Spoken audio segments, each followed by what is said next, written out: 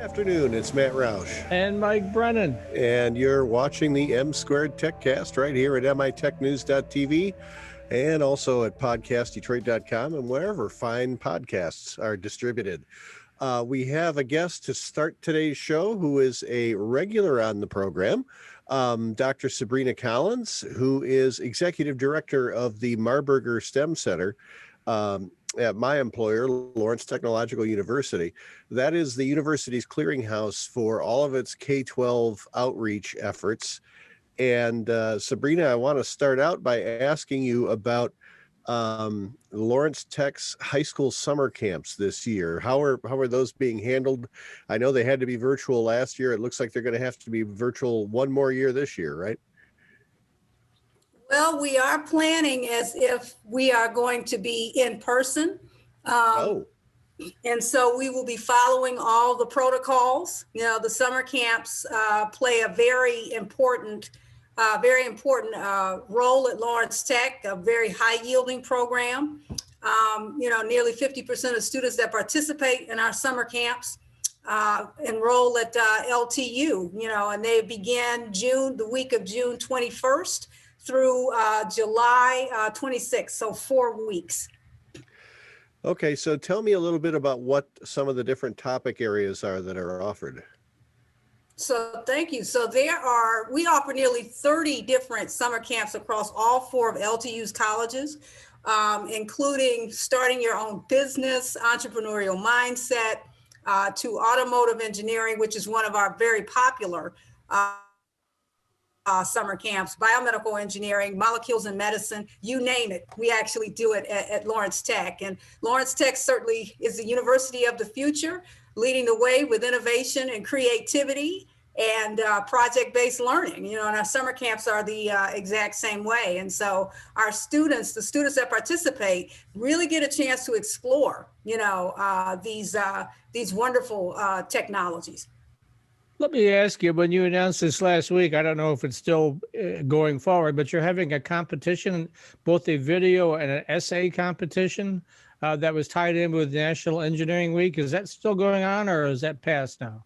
That's still going on. And actually, so it's a collaboration between the College of Engineering and the Marburger STEM Center, where targeting both middle school and high school students. So they could either write an essay, or they can create a team video focused on some engineering topic, why engineering, why they want to explore engineering and be really creative. So we are excited to be getting these entries from these young people, because we all know that young people are incredibly creative. All right, so tell me a little bit about what some of the options are for these summer camps. Even, hopefully if they occur in person, there are day camps and overnight camps available, right? Absolutely. So students have the opportunity to participate in a residential experience where they would be able to live in the dorms and have that real college experience, or a commuter experience. So we have both options depending on what is best for the students and their families. So how are you going to, I guess you're making some assumptions here. We, as you know, we have an epidemiologist on the show every week. So Matt and I don't claim to be experts in this area, but we do interview an expert. And he was saying that it would probably be late July or August before everybody that wants to get a vaccine can. So does that play into your thinking at all? That does play into our thinking, so we're going to definitely follow all protocols coming from the state. So absolutely, we're going to make the right decisions, and keep students safe and go from there. I know it's been pretty remarkable at Lawrence Tech so far this academic year. We did shut down a week earlier than planned in the fall semester. We were going to shut down right before Thanksgiving. We shut down a week earlier than that because we had a bit of an outbreak on campus. But this semester we have gone back. We have, students living in the dorms. We have in-person classes, and the knock on wood here, the COVID rate has been pretty low. So we've, I think, done a pretty good job of following the various protocols of keeping people safe. Yeah, when our students are awesome, students, faculty, and staff they pivoted, and so, yeah, so we do have a low rate on campus with COVID. Okay, Well, I'm looking at the website, the LTU website right now. There are 2 active residential cases, that is 0.09% of the student body, and 4 active overall cases, 0.19% of the student body. So that's pretty low. well, certainly science students would appreciate the science of what's going on right now versus a lot of folks out there, which still amazes me, that think this COVID thing's all hoax. I don't understand that one at all.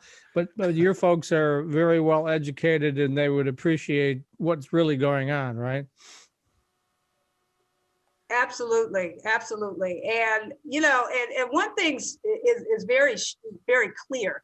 This pandemic that we are all impacted by, I think is showing in real time why STEM matters, and the public can see, this race to find therapeutics to treat these diseases, what goes into that, developing a vaccine, clinical trials, and then bringing it to the public. That's one of the, that's it to me. This is really showing, the importance of that and that process. And I read an editorial not too long ago that talked about how we had the Sputnik moment, right, where the public was really getting behind STEM education. I don't know, if this coronavirus, the coronavirus may also, highlight the importance of STEM education as well. All right, back to the topic of the summer camps. There is financial aid available, right? If people, of perhaps limited means might want to give their kids this opportunity. Absolutely. We offer summer camps. We offer scholarships for, for students that are interested. Yes, with parents that have minus means. Absolutely. Because we want these opportunities for everybody, all students to have an opportunity to explore STEM on our campus. So now that science is much more highlighted, are you getting a lot more folks applying to attend Lawrence Tech? Are you seeing an uptick that coincides with the interest in science? That's a good question. And I believe that we are seeing an uptick. I haven't seen the actual numbers in terms of, applications from interested students. But we certainly, there's a strong interest in STEM from students that do apply. Yeah, and I mean, our biomedical engineering, go ahead, Matt. No, go ahead. Yeah, our biomedical engineering program is a department that is very popular, with, and I want to say they have reached, you have about 50% men and women, right, enrolled in that program, very, very popular program, our nursing program. So students are definitely interested in those fields. And in sort of related technical fields, I can tell you that I've seen the enrollment numbers here for spring semester, and our College of Architecture and Design has really seen a nice uptick in students enrolled as well. And I think part of the reason for that is that a lot of those programs have been online for a long time, and I think students are accustomed to learning that way. So there's less apprehension about perhaps going to a hybrid model, or if there's another outbreak, an all online model in the College of Architecture and Design. But they've seen a really nice uptick in enrollment this semester, and it's heavy in both architecture and design, because there's some design programs at Lawrence Tech that are more industrial. There's a industrial design program and a transportation design program. So this isn't just about, building houses, although that's important. It is also about, stuff that ties in with engineering when you're designing a product.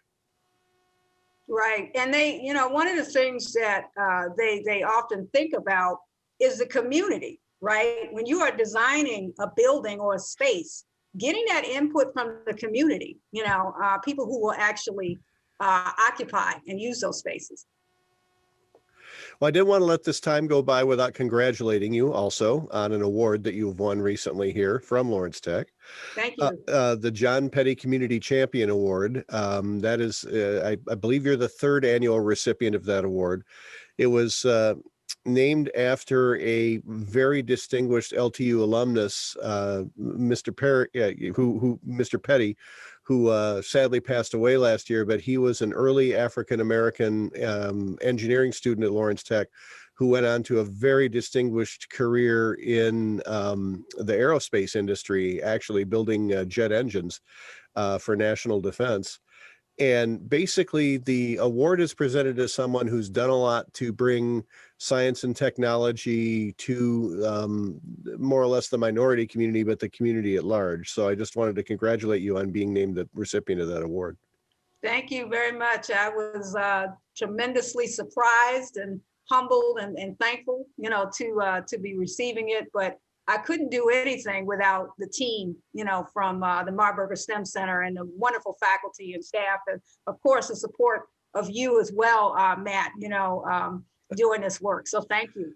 Well, and it's certainly named after someone pretty spectacular. In my prior life at the Engineering Society of Detroit, I sat through quite a few editorial board meetings for their magazine, Technology Century, with John Petty, who was on that award, and he had a wide-ranging intellect and was a really remarkable person. So once again, congratulations. Yeah, he was thank you. Yeah, he was a tremendous leader who believed in serving your community and serving others. And that's what I continue to try to do. And also, I understand you are writing a book. Tell us a little bit about this book that you're working on. Sure. So it's my first time serving as editor of a book. It's entitled African-American Chemist, Academia, Industry, and Social Entrepreneurship. So it's kind of a history book, but it's a little more than that because there are lesson plans at the end of each chapter for faculty to actually use in their classrooms aligned with course content. And the cover of the book was designed by a senior student enrolled in the College of Architecture and Design, Matt Campbell. He said he was inspired by Spider-Man and Black Panther, when he put it together, and he just did a fabulous job. So I'm just really pleased, and it'll be published online early June of 2021. Okay. Well, you've done a lot of work in sort of using popular culture to emphasize STEM topics, right? Talk about that a little bit. The use of the Black Panther and vibranium to make students think more about chemistry. Yeah, I was not a fan of Marvel Comics prior to the movie Black Panther coming out in June of 2018. I mean, in February of 2018, but I have, my chemistry brain is always on.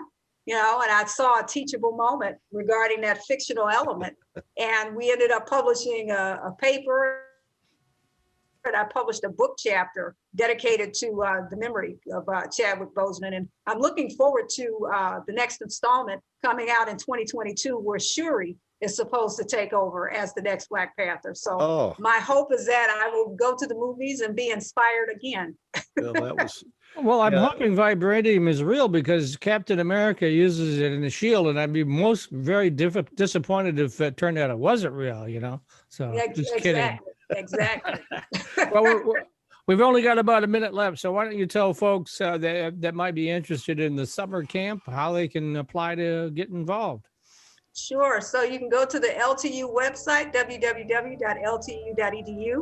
Go to type in Marburger STEM Center or high school summer camps, and the link will pop up and you can register. So come join us and have some fun this summer.